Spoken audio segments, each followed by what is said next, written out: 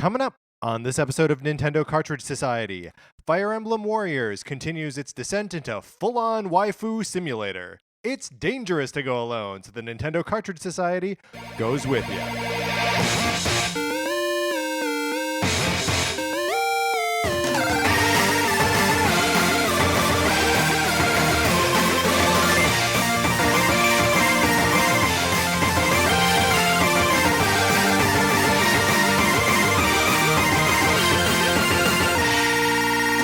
Welcome to Nintendo Cartridge Society. My name is Patrick Ellers, joined as always by my co-host Mark Mitchell. We've got a good show for you today. We're going to be talking about Nintendo's homage to the late Satoru Iwata, the Fire Emblem Warriors DLC, and then on Thursday we're going to be talking about we're going to be doing a draft for our Smash Brothers fantasy lineup. But in the meantime, Mark, how you doing? Doing great. Yeah. Yeah. Tell me about that. I don't know. Not much to report. Everything's pretty much going as usual. Slow and steady. Slow and steady. Tortoise-like. Yeah, absolutely. How about you? Also tortoise-like. I spent a lot of the day yesterday drawing, which is not something that I do very well. But I was concentrating so hard that I was getting those concentration sweats. Mm-hmm. You know, like when you're just like really focused on something. Yeah, like when you've eaten too much meat. No, it's not like that at all. It's not. That's meat sweats. That's a well-documented thing. But actually, I haven't eaten meat in several years, so maybe I don't remember what that experience is like. Weather today. It's warming up. It's warming up a little bit. I was really trying to like force hoodie weather on us. Yeah, we're not there. We're not there. I'm in shorts right now. Yeah, it's going to be like 90 or something this week. Well, you know, the sacrifices we make to live in the land of eternal summer. That's right. Our guest weather today is Billings, Montana. They look like they are headed into fall. They've got some autumnal weather there. Yeah, it's like 54 or was earlier. I don't know. It's a moving target, right? Well, sure. It's a high 60s, low 50s. Seems like they've got a decent amount of humidity, not a ton of rain. It's fall. It's fall. Sounds nice. They're having fall in Montana. Mark, what have you been playing this week? So last week I picked up Thimbleweed Park and SteamWorld Dig 2. That's right. You picked them both up. Yeah, I picked them both up, but SteamWorld Dig I haven't cracked it into yet. I think we talked about last week that I'm kind of real worried about getting a backlog.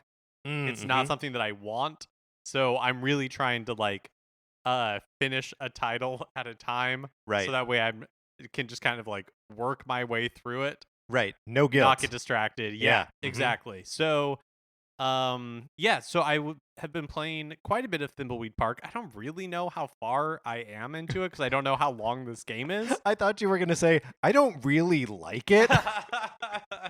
No, I'm enjoying it. It's exactly what it promises, which is a like kind of throwback to that Maniac Mansion type of adventure game.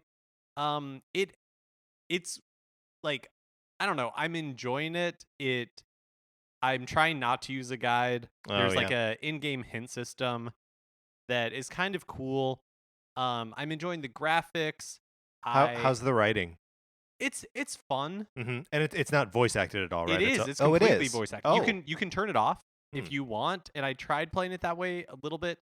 Like each character, or I guess maybe not every character, but some of the characters definitely lean on other pop culture icons. Like there's a clown in it named Ransom the Clown who's kind of like foul mouth. Okay. And to me, he sounds exactly like Krusty the Clown.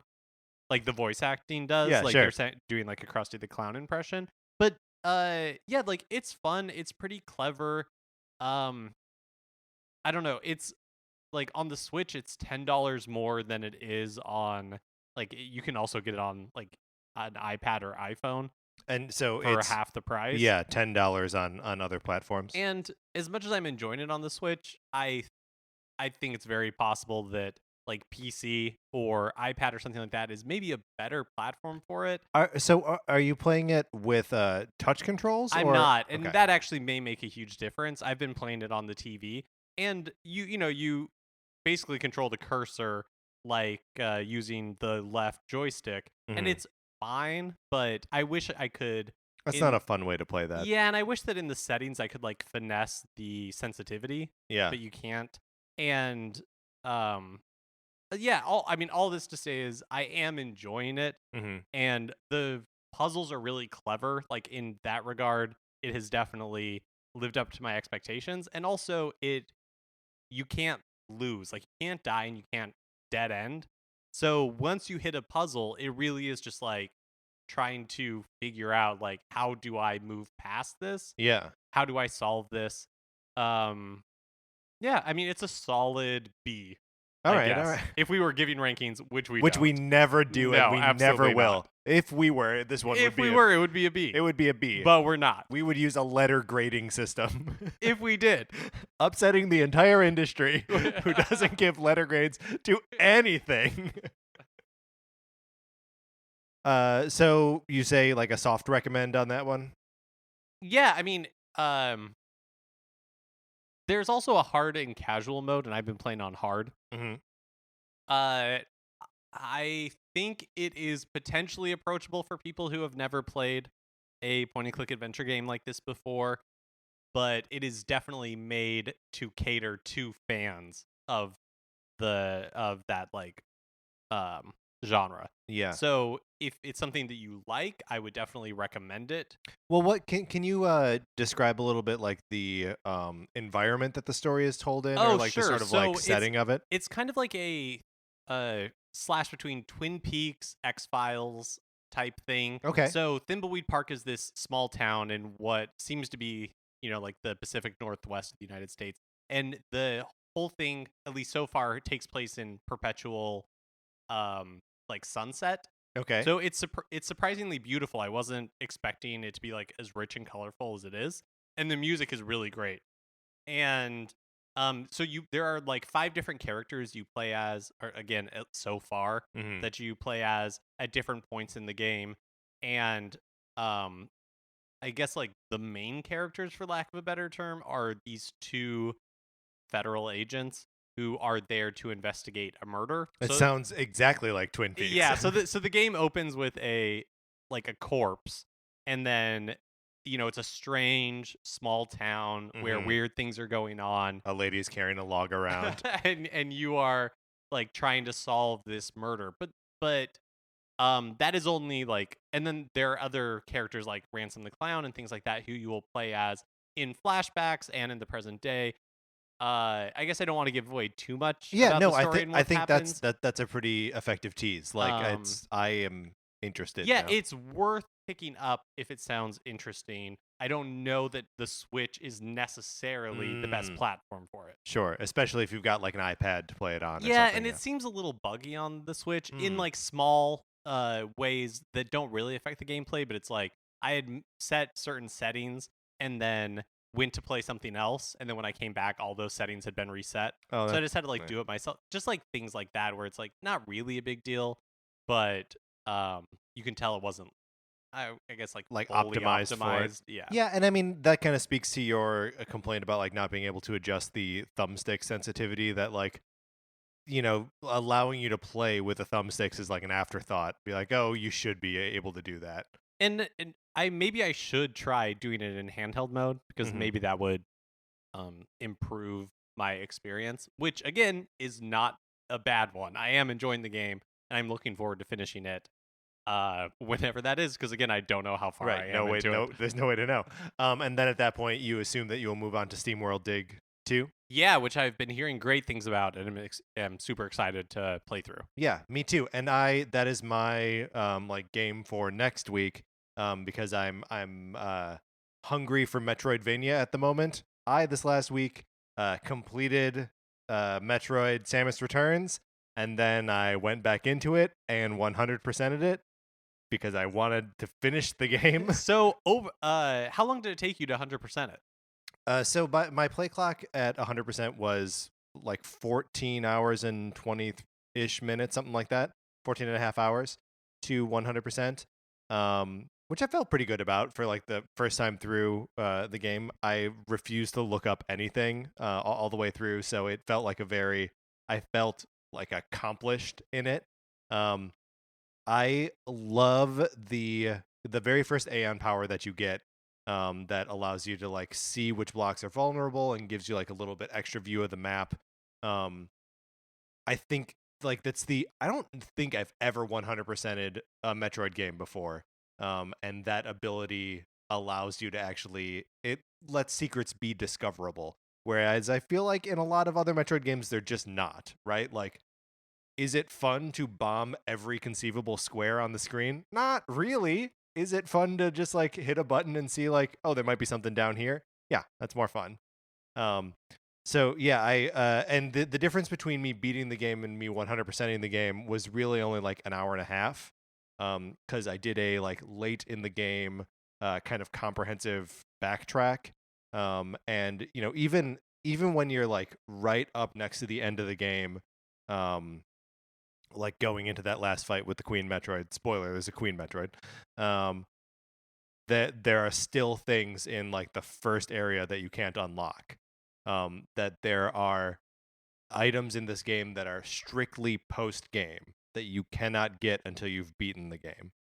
So like 100%ing the thing actually requires you to finish the story first and then like go around and pick up the remaining items. Oh, and can you do that like without, I guess, like going into hard mode or whatever? Like once you complete the game, you can go back in and explore. Is it like Breath of the Wild where it just resets you to right before the last boss sort of thing? No. So well, sort of. So there's the Queen Metroid. I'm not gonna there is like a kind of a twist at the end, and I'm not gonna give away what the twist is. But there is a twist. Sorry if that's too much of a spoiler. But so you beat the Queen Metroid and make your way back to your ship. And something happens, and after you beat the game, it places you back to before that something happens. Gotcha. I've heard that like the end of Samus Returns has potential implications for if there was a Metroid 5. It's not really potential implications. It really all it does is there's a post-credits sequence that just shows the X parasite, which is featured in Metroid Fusion, infecting some local wildlife on SR388, the planet that you're on, which is canonically where Samus first comes into contact with the parasite anyway. So it's like it's like a tease for something that was revealed 10 years ago. You know what I mean? Okay. So like it's not anything. I would have very little effect on a Metroid 5. But I wanted to talk a little bit about the Metroid amiibo. They came in the mail while I was playing the game this week. And I fully enjoy squishing this Metroid amiibo. Yeah. If you listener are not familiar with what the Metroid amiibo looks like, you should Google it so you have a clearer idea of what we're talking about. But it's like a Metroid attached to a broken like canister container. It's strange because this is clearly a scene from like Super Metroid. Right. But anyway. Is it a bank tube, like a pneumatic tube? Like yeah, it's container a pneumatic tube. I'm about to deposit the Metroid. But so the Metroid is like clinging to the outside of this broken tube, and it's squishy. Right. The membrane of the amiibo is like a softer plastic. It's not quite rubbery, but it does give a lot, and it just sort of stops when you get to the sort of like guts of the Metroid. But one of the things that I think I knew this about it, but was sort of disappointed to discover that it's just the inside of the Metroid is just air. Yeah, that was a huge bummer for me too. I wanted it to like be a squishy ball. Yeah. Like a stress relieving thing. Yeah, that was my expectation. Even when I like saw videos of it, that was my expectation. Yeah. And then I saw it sitting on your counter, and we were talking before we started recording, and I like went over.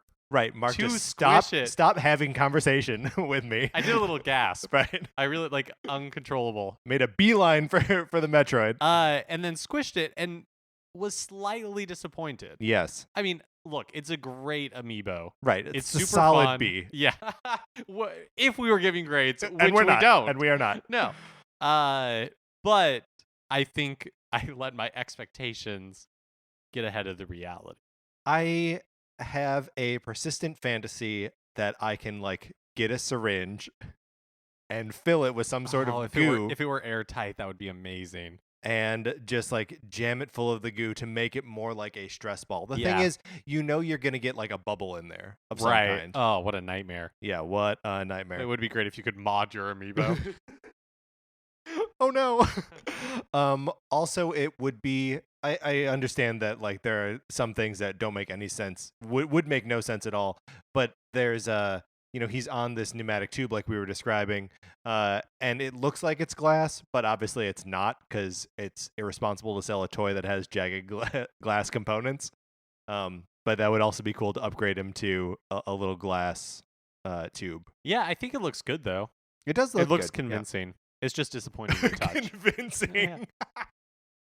Yeah, I believe that's a Metroid. All right, that's what we've been playing this last week. Let's get into the new releases, and therefore what we might be playing next week.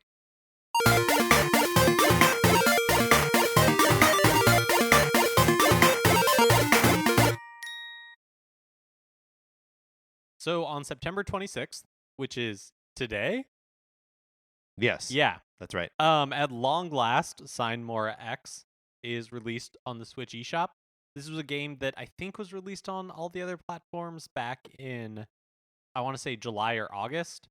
We've been saying that this thing is coming out next week for Forever. a couple weeks, right? Okay. Yeah. Yes, it is one of those games. One of those games. But it is actually coming out today. And then tomorrow is Arcade Archives versus Mario Brothers. I'm into it. I'm gonna do it. I'm gonna pick it up. Oh yeah. I am excited. I think it's $8. Does that seem unreasonable to you? It seems high, but I'm gonna. Because how I'm much gonna are the do it Neo anyway. Geo ones? $8. Oh wow, I don't Yeah. think I realized that. Yeah, it's the same cost. And like that is too much for what is just Mario Brothers, but like a slightly different version of it. But like all of these games are versus games, right? So they're all like 2-player simultaneous fun versions of these games. I guess they're not all simultaneous. I spoke too soon. But in that way, I think Mario Brothers is a good launch for this sort of thing, because I don't think I'm going to pick it up. But if my boyfriend, I guess fiance, showed any interest in playing it, then yeah, I would spend the $8 for that. Yeah, it also, I mean, that seems like one of those great like use case scenarios for the Switch of like you have it with you, you're out at a bar, let's play Mario Brothers. It's like going to a bar and suddenly there's an arcade there, basically. Absolutely. And then on September 28th, the Switch eShop exclusive Golf Story is coming out. Hey, So this how many games am I buying this week? Because I'm totally getting Golf Story. Yeah, so Golf Story has gotten a weird amount of like press from Nintendo. They've been kind of like pushing it. Yeah. I mean, not like aggressively, but they have been hyping it up. It's been part of the Nindy Directs. They've been talking about it. Is it TGS? But I don't think the developer has done anything before this. Yeah. So I don't know. It's really interesting. It could be a crash and burn situation. I don't know, because Nintendo has been so behind it. It doesn't seem like they would be doing that. I mean, it has a channel on the like Switch news section. Remind me, because I don't remember. Is this a Switch exclusive, or think is it is. first on Switch? I think it's an exclusive. I think that's right too. That's what I wanted to say. I mean, why would Nintendo throw like whatever money after it you would have to make it exclusive if it weren't a good product? I'm happy you're picking it up, because I'm excited to hear what it's like, because I like, in theory, the idea of a golf RPG. Like, that seems fun to me. It's so crazy. Yeah. And then September 29th, of course, is the Super Nintendo Classic Edition. Right, which means, of course, that a new Super Nintendo game is being released this Friday. Yeah, Star Fox 2. Mm-hmm. Super excited for the SNES Classic Edition. Yep. Also, FIFA 18 comes out on the Switch, and there's going to be a big new update for Super Mario Run. Remember Super Mario Run? Mark, not only do I remember Super Mario Run, I was playing it on the couch earlier this evening. No way. Yeah. Like, because you had seen this news item about it, and so you were like, huh, that's a thing. I remember now. Yeah, and I remember that a couple months ago we talked about the fact that they had lifted the Toad cap from 9,999 to $99,999. And I was like, oh, I can, like, the update doesn't come out until this Friday, but I can spend some time like grinding away on it and upping my. And I realized I hadn't finished unlocking the red Yoshi yet. All the other Yoshis I had unlocked, but this red one, who came a couple months later, he's still locked. Yeah, it's a pretty big update for Yeah. Super Mario Run Yeah, as let's well. talk about it. Let's talk about it. So it includes a new mode, which is called Remix 10, that kind of reminds me of like the the NES Remix things, Mm-hmm. and maybe just in name only. I mean, the word remix is But that I would draw a direct line between them. but basically, what it is 10 short, like micro, just like segments of levels Mhm. that are back to back to back, and you run through all 10, and if you die in one, it just like keeps going. Okay. So basically, what they make it sound like is a way for people to familiarize themselves with the levels and not have to worry about like dying and stuff like that. Okay. The Daisy is being added as a playable character, Yeah. and she will have a double jump, Cool. which seems like it'll be pretty helpful. I like that she's not just a Peach clone. Yeah. There's a whole new 9 levels that'll be unlocked once you finish all the stages in worlds 1 through 6. Now, that's a lot because each of the worlds only has 4 levels. So, like, a new world that has 9 levels in it, that's a whole, like, 2 plus a little bit more. It's a lot of extra content. Yeah, it is a lot of extra content. Actually, and while I'm excited to try that out, the thing I am most excited about is they are adding the ability for you to play your own music. Now, that is nice. Can we also listen to our own podcast? I would assume so. Yeah. And the second greatest thing about this is when you are listening to your own music or podcast while you're playing this, the in-game characters have headphones on. I love it. Why? It's fun. I'm so Now, into it. Is the implication that they have headphones on because they're listening to your music? Yes. Or is the implication that they're hearing just like whatever music you're playing, Weezer's Blue Album, like trumpeting from the sky, and they need to drown it out with Mario music? Probably the first, but I like Okay. the implications of the second better. So we're just like terrorizing the Mushroom King to buy our And existence. they're like, no, I need da da da da da da.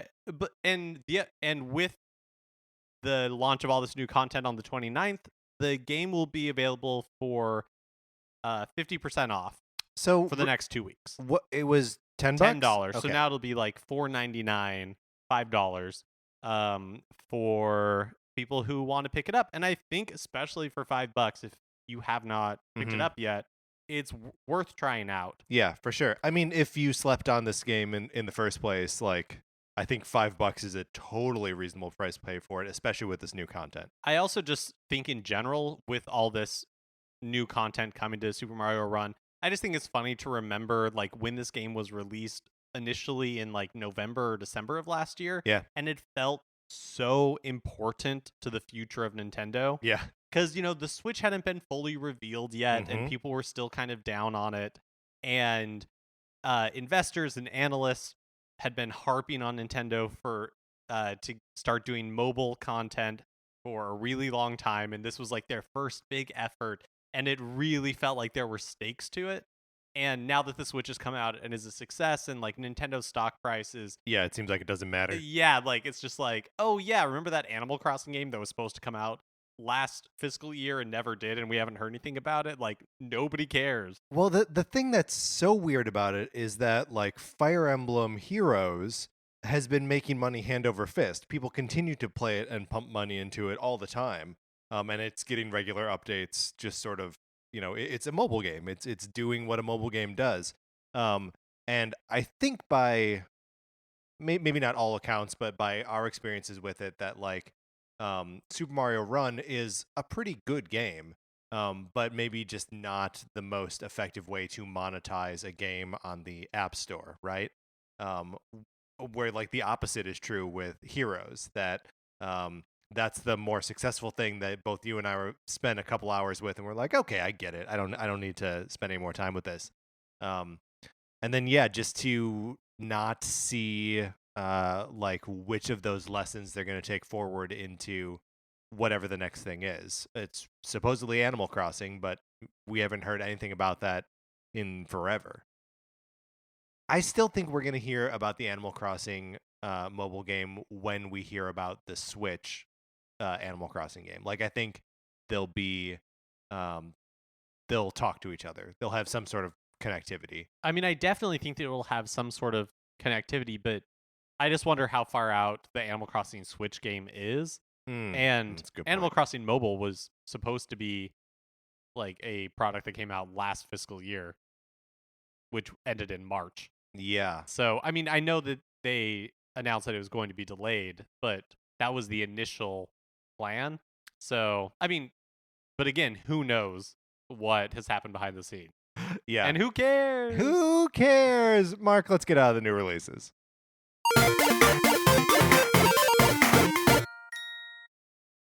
And now it's time for a regular segment on our show. It's time for 433. In 1952, American composer John Cage wrote a piece called 433, wherein a group of performers didn't play their instruments for 4 minutes and 33 seconds. For the purposes of this show, our instruments are talking about Nintendo. So for the duration of one performance of 433, Mark and I will talk about something not at all Nintendo related, thus fulfilling the contract of the piece. Mark, let's talk about frequent flyer miles. Are you a member of any like frequent flyer mile clubs? I am, but I am a frequent forgetter of my frequent flyer programs. Yeah, same here. I usually end up buying a ticket and then being like, oh, crap. But you can usually go back and like add your information later and like get points. Get points. I don't. I feel like I am bad at reward programs. I also don't really fly frequently enough too. Yeah, like I feel like and so I'm the same way. I don't fly all that often, and it's not like I fly for work or anything. Yeah. So when I do fly, I'm pretty price sensitive. Yes. You know, and so I'm not really loyal to one airline or the other. So I think I have rewards memberships or frequent flyer memberships with a lot of airlines. Yeah. But I think I just keep signing up for them because I don't remember. That's the nightmare, right? When you're like, oh yeah, I'll sign up. I'll sign in with my account here, and you're like, I assume this is my username. I assume this is my password. Oh, those don't match your records. Now I have no idea what to do, and then you can just keep creating accounts into infinity. Are there any loyalty programs that you have bought into? And by that I mean like not necessarily paid for, but that you like use frequently and find helpful. I don't know. I mean, not really that I see. Like, I get cash back with my credit card. I like that. But you know, I'm not good at. There are like some quarters where it's like spend money at grocery stores or at restaurants or gas stations. And I don't make a specific point to like spend more money at those places. And it's also just so broad, like anything you buy with your credit card, which is just everything I buy, right? So not really. Like I've got a Best Buy rewards card. I think that's really. Do you have any? I mean, I have all the grocery store ones. Yeah, but I don't think they're tied to anything. You know what I mean? Like, because I think I got them, but never filled out any paperwork or, never registered the card. Yeah. So I don't think it's tied to anything. Like if they wanted to mail me something, I don't know if they could. And yeah. Yeah, and I know a lot of those like grocery store ones are like you get the discount at the store, which is one thing, but also like if you don't have a card, they'll just like scan the dummy card anyway, and you go, "Oh, thanks," and they're like, "I don't care."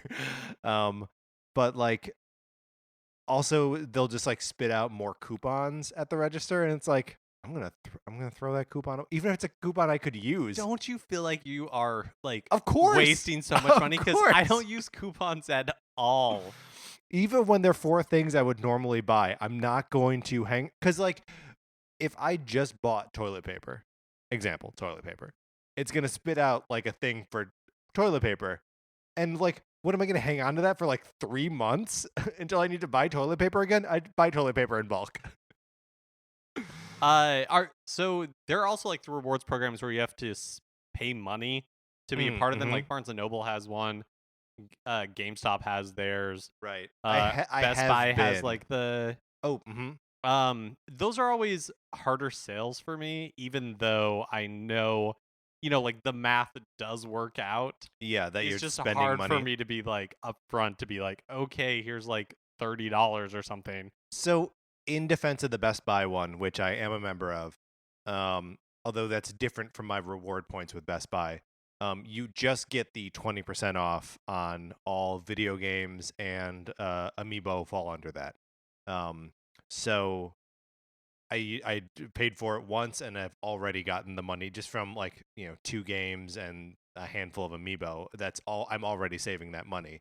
I don't have to like gather points together in order to like cash them in for anything.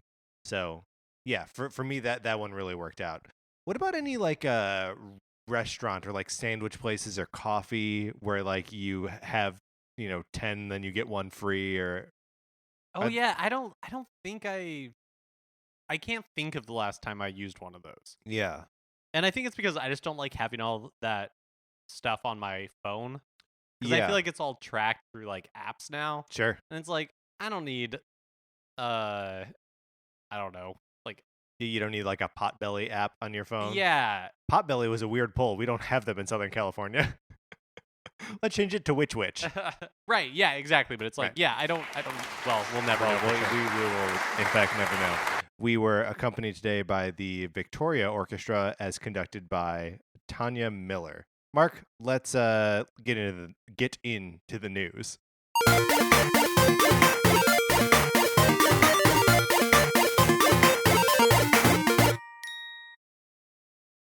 So of course the SNES Classic Edition comes out this Friday. Woo! I am so pumped for this thing.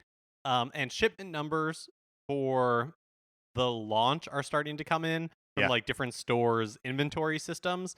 And it looks like Nintendo is following up on their promise to have a lot of these in stores for launch. This is pretty exciting to see these kinds of numbers. So yeah, get into so it. in LA for Best Buys, stores are getting anywhere from 210 units to the max I saw was 372 So just to put that into, so 372 is the ceiling on that, right? that I've seen. Yeah. Right. So I recently went back and listened to our episode about the NES Classic, and I went on an epic journey that day. If you want to hear my epic journey, you can. It's like episode 6 of the podcast. And I was talking about like how many units like the Best Buy that Sarah stood in line for, and like the Target that I went to, and those were like 65, 83. And this is like 3 to 4 times as much. Well, and that was a lot compared to what Yeah. other places in the country got, and I'm sure even stores in Southern California. And so, of course, like LA is a little bit different than if you live in a more like less of an urban area. Yeah. But and I'm sure some of the 372 are pre-orders, that are being sent for fulfillment. All those caveats aside, it seems like there are going to be a lot more Yeah. Super NES Classic Editions at launch than there ever were for the NES Classic Editions, which again tracks with what Nintendo has promised. Yeah. And I mean, I think this will be an interesting, just like test case, right? Of like, we had this bad experience with the NES Classic, and then Nintendo was like, we're going to do a Super NES Classic, and every story about this thing was, comments were just like, I'm never going to get one, blah, blah, blah. And there's been so much negativity around like the pre-orders. And then Nintendo just to step out and be like, no, they're going to be available. You are going to have them. If they can actually make good on that, and it seems like they might be able to, that maybe it undoes all of that like built-in negativity. And that's what I'm hopeful that they will be more readily available, because I would really like for people like, people in my family to be able to, or like friends that are interested in it, but not like Crazy. interested that they're going to camp outside of a Best Buy for like 4 hours in order to get one. We'll be able to pick one up this holiday, because I think will be super fun for people to have. Just like I think the NES Classic Edition will be super fun for people to have when it comes back in 2018. Yeah, I'd like to get one of these for my brother for Christmas. That was my plan last year too. Obviously didn't happen, but I think I have a chance this year. Yeah, it's really exciting. Also, just like a small tidbit that has kind of come out now that previews are beginning to come out for the system. Press has received their units, and so people have been able to mess around with them. Is because they do just use the Wii controller port like the NES Classic Edition did. You can use a SNES Classic Edition controller on the NES Classic Edition. Perfect. And vice versa. Which is kind of great because the SNES Classic Edition cords are like 2 feet longer. Yeah. Than the NES Classic Edition, which is nice. Right. Because those are pretty short. They're short cords. Also, for as much as the like form factor of the NES controller inspires a lot of nostalgia for me, it's got those corners. Oh yeah, it's a pain. It's not very comfortable to hold. It's a pain. Right. It's literally painful. Yeah, the SNES is a great controller. Oh yeah, so love it'd be it. nice to have that back. Okay, so there are no official plans for Final Fantasy 15 on Switch. And then this includes Final Fantasy 15 Pocket Edition. I guess. Who knows? Nothing matters anymore. This is like the 4th clarification that has come out about like Final Fantasy 15 on Switch. So who knows even more? I really feel like next week it'll be announced. Right. That it's coming. Coming in November. So basically what happens, and this isn't that uncommon, but the games director, is it Hajime? Hajime Tabata. Yeah. I just hear him referred to as Tabata. Yeah. Frequently. So he says that. Do you remember back at Gamescom when that's when like the first teases came out about this? That's when they were doing like a Twitch stream, and he was like, a console that sounds like Twitch. Right. Which to me is not a very stealthy hint. No.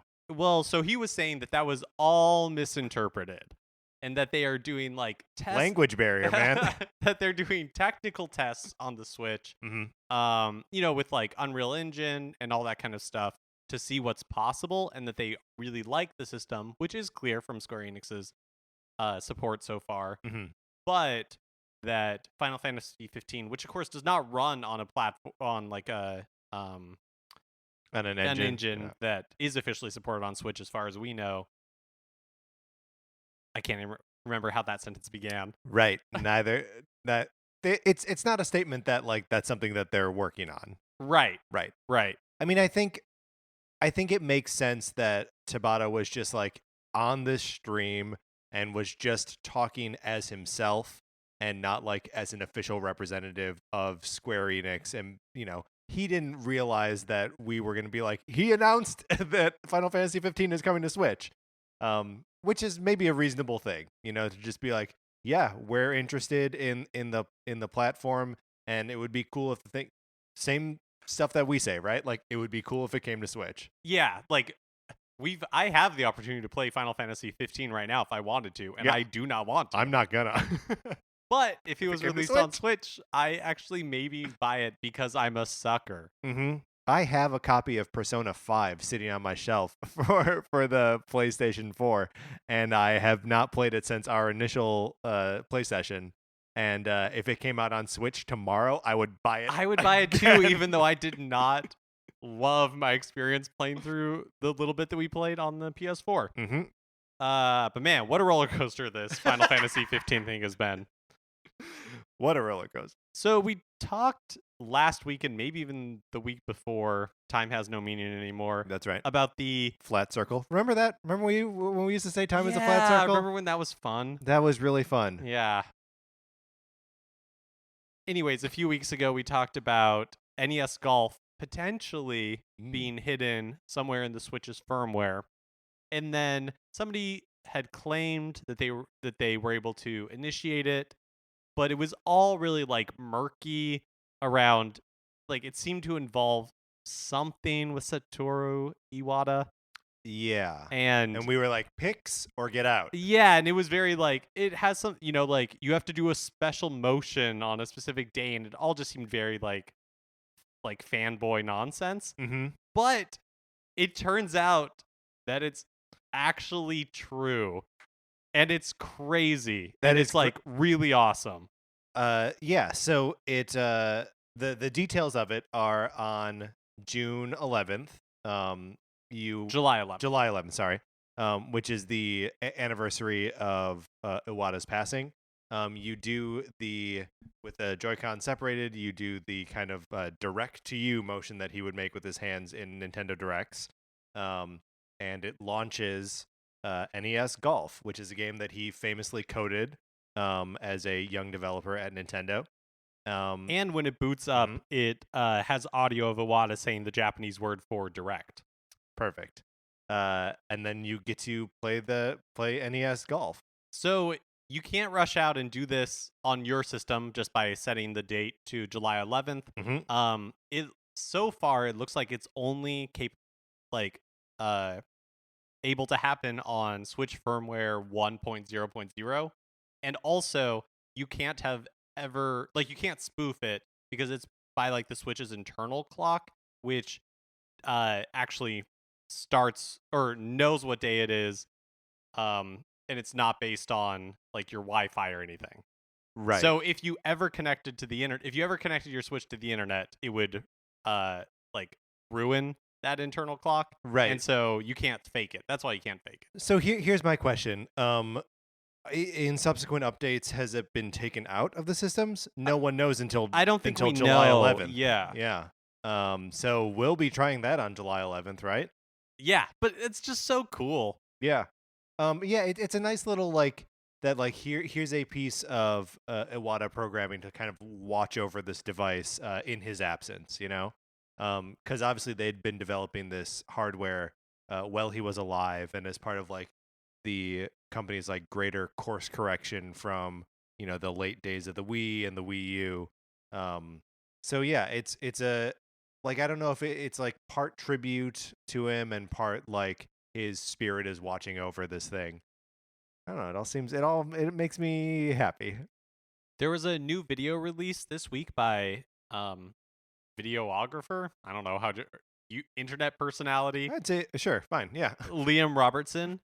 He released a video that revealed a Pilot Wings game that had been in development by the late developer Factor 5 for the Wii. Okay. So while initially pitched as a Pilot Wings game, after Nintendo passed, development continued under the name Wii Fly, and eventually, or like Wii is in the console Fly, and then eventually just WE Fly. The game was eventually canceled when the publisher Factor 5 signed went under, but there were some crazy planned features in this version of Pilot Wings. Okay, tell me about these features, because right now, Mark, you're telling me there was a Pilot Wings game and it was canceled, and my interest level is at like 0. Okay, so because you're starting at Pilot Wings. Yeah, so it had a head tracking peripheral. Okay, like head tracking peripheral glasses that Factor 5 wanted Nintendo to release as like an official Wii peripheral. And so basically what these did was you would put the glasses on, and then as you moved your head, the Wii would track your head's movement, and so it would like move the camera as well in game. Okay, and this is the camera on the TV that's in front of you, but maybe to the right of your head as you're turning away from it? Explain. To control the camera? Okay, so I'm sitting in front of my TV. Right? And I want to turn the camera in-game to the left. So I turn my head to the left. Now I'm looking at the wall to the left side of my I don't think you have TV. to. I don't think you have to like. It's not like VR where you'd have to like fully turn your head. I think you think it's just like little motions? Yeah, I assume it's just like little motions. Mm. So that's kind of crazy. That is a crazy peripheral, yeah.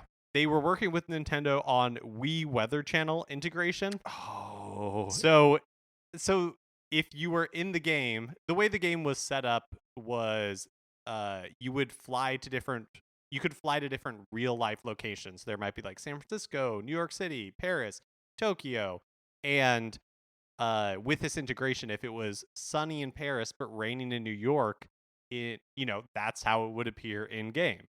That's really cool. It also had a full like day-night cycle. So if you were playing at night, it would be nighttime. If you were playing during the day, depending on where you were, it Right. would be day.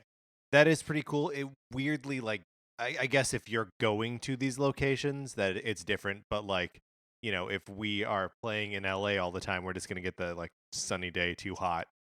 Right. So it'd be Yeah. like in-game location. Got So if it was like nighttime here, but you flew to London, Right. then it would be daytime. And foggy. foggy, of course. And it encompass like the entire globe.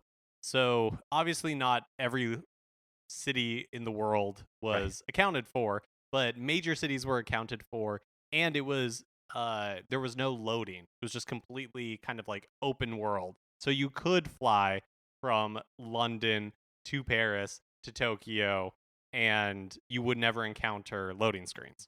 It was all streaming in. So that would be enough to save the Pilot Wings franchise for me. Yeah, I don't really care about Pilot Wings either. Right. It's just it's never been a franchise that like did anything for me. It's one that I barely understand. I've played the original Pilot Wings for like 2 levels, and in the second level, I'm like, I don't know what to do. I don't know what to do here. I don't know what it wants from me. But this version actually sounds kind of perfect for the Wii. Yeah. And perfect for like the Wii audience. Where you're just kind of like, it's just a nice flight simulator. Yeah, it's got that like blue ocean quality to it. Never to be. Okay. Fire Emblem Warriors DLC has been announced. What's your excitement level for Fire Emblem Warriors? Let's say that my Hyrule Warriors hype level, back when that was being released, was like a 4. Okay. I'd say I'm at a 5 for this. Yeah, I'm feeling kind of like, yeah, like don't really care that much about it. And I think part of it is that I don't have a lot invested in Fire Emblem as a franchise. Right. Like the history of it or the characters. Or Musou games either. Yeah. And that's definitely who it's like appealing to. Mm-hmm. And that's very apparent in the DLC. So there's 3 DLC packs. The first one comes out this December. And the way they're describing these are like the DLCs are based around specific games. So the appeal seems to be like, if you are a fan of this Fire Emblem game, this is the DLC for you. So the first one in December is inspired by Fire Emblem Fates. Right. The second DLC pack, which is set for February 2018, is Fire Emblem Shadow Dragon. And then the third DLC pack, which is March 2018, is around Fire Emblem Awakening. So this is strange to me because most of the characters that have been announced for this game already are either like the big ones, right? Like Marth and Ike and, the characters that you see in Smash Brothers, or characters from Awakening and Fates.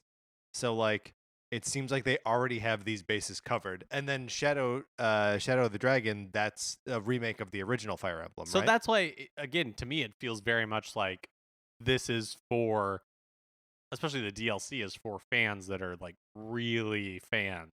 Because, yeah, like what characters are they going to pull? Like what recognizable characters are they going to pull?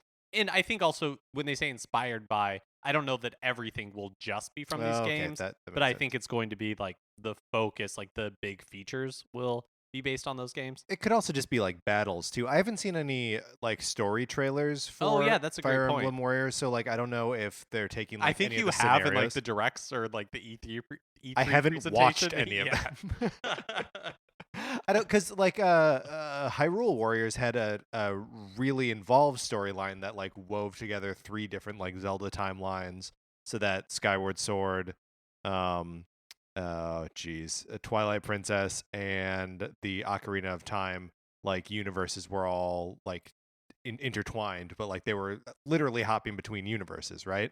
And like universal travel is like part of that.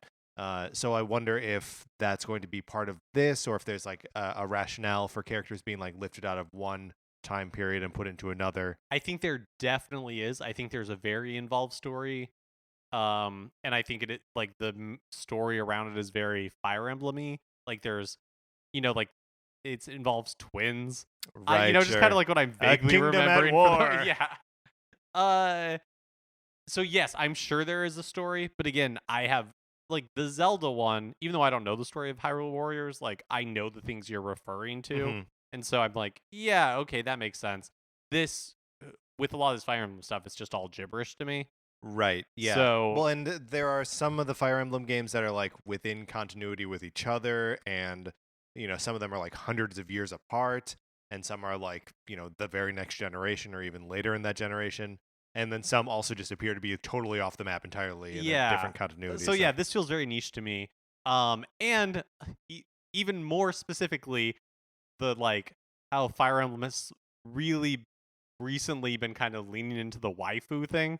Right, the whole taking on a fictional character as your wife. Yes, Right. and so there is also a season pass for where you can get all 3 of these DLCs. Is that $20? It's $20, and each pack individually is like $9. But if you order the season pass for either the Switch or the new Nintendo 3DS version, players receive a bridal costume from Lucina, which of course they do. So Lucina, featured heavily in Fire Emblem Awakening, doesn't get married through the course of that game. So like, She was saving herself for people who buy the season pass. I mean, I paired her up with a character and like made them fall in love, but like there's no a wedding dress makes as much sense for Lucina as it does for any other character in this game. It must be one that fans love, right? She must be a fan beloved character. Yeah, I think so. I mean, she's cool. She's got like the Marth quality. Plus she's a sexy lady. So like, Oh right, she's in Smash yeah, for she's, Wii U and 3DS, yeah, right? She's Yeah, in that's Smash right. 4. Yeah. Yeah.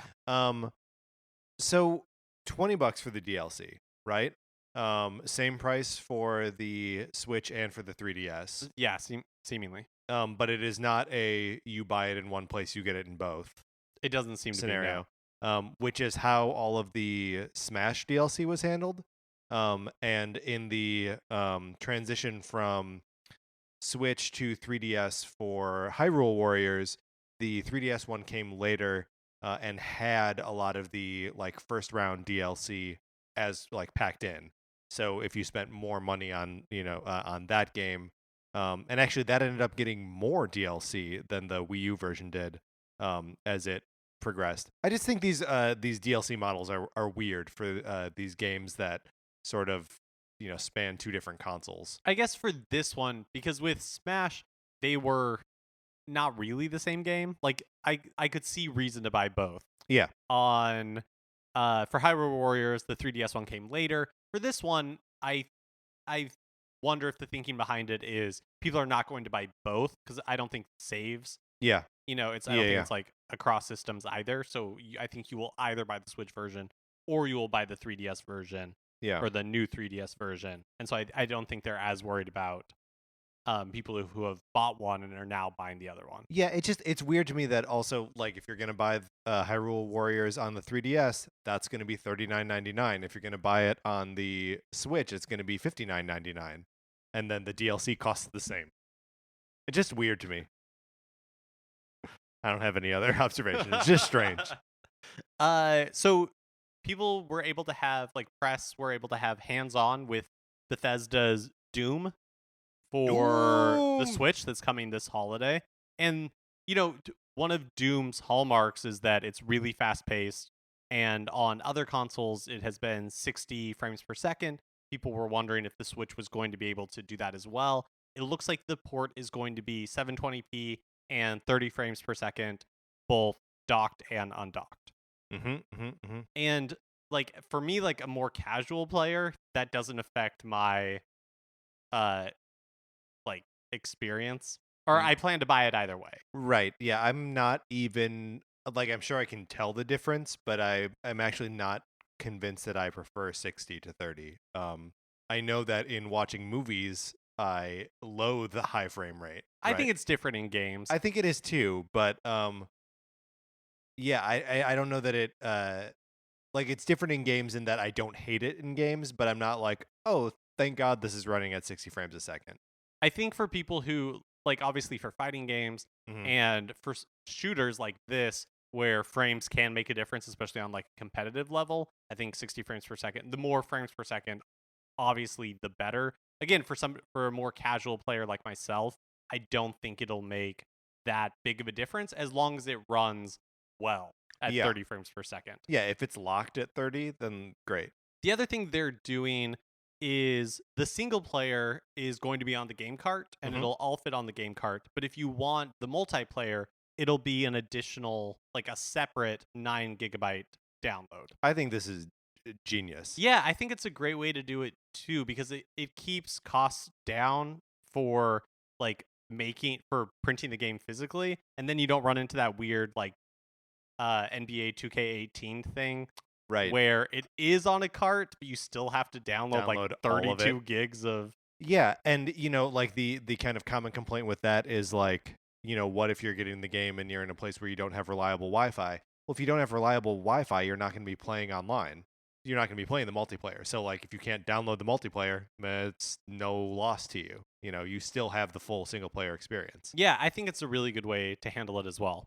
Well done, Bethesda. Yeah, I'm kind of excited for this. When's this come out? November? There's no official date yet. There was like a leaked release date from or potential release date from a retailer in Europe that I think was December 13th or 18th, but they've been calling it Holiday 2017. Okay. So, and then finally, Mario plus Rabbids Kingdom Battle is Switch's top-selling third-party game on the Switch. Which, yeah, that's redundant. Yes, that's right. Based on physical sales tracked in North America and Australia by NPD and Chart Track GfK. No exact numbers are known, but it makes sense to me. I mean, yeah, I think if you were to ask most people who aren't like super paying attention, is Mario plus Rabbids a third-party game? The answer would be no, because Mario's in it. Yeah, it's really like a third party on a technicality. Yeah.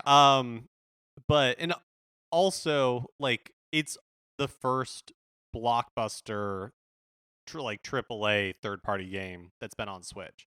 It doesn't feel that way because there's been a lot of third-party like indie games and smaller releases that have been taking up our time, but it is like the first like big blowout AAA game. Yeah, and I mean even from the first parties, the first party, there's only one, that there have only been a handful of games out of Nintendo. So yeah, good for Ubisoft. It's a great game. I badly want to get back to it. And now that Samus Returns is done, I may have that opportunity. Mark, let's get out of the news.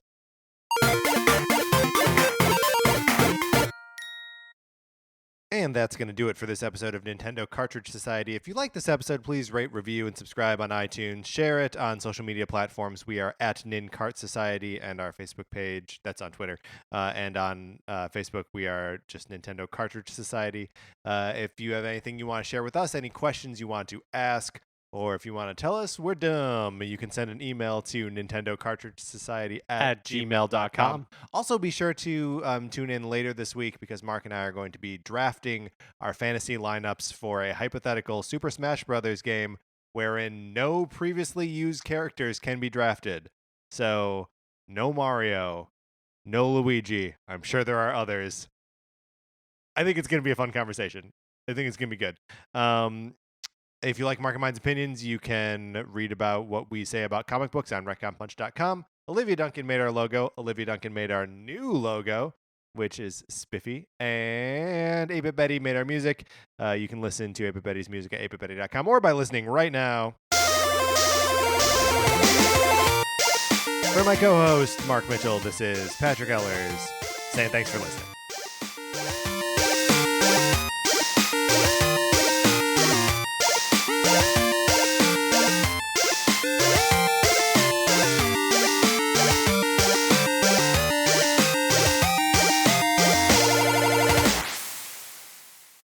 What's a Creative Podcast Network?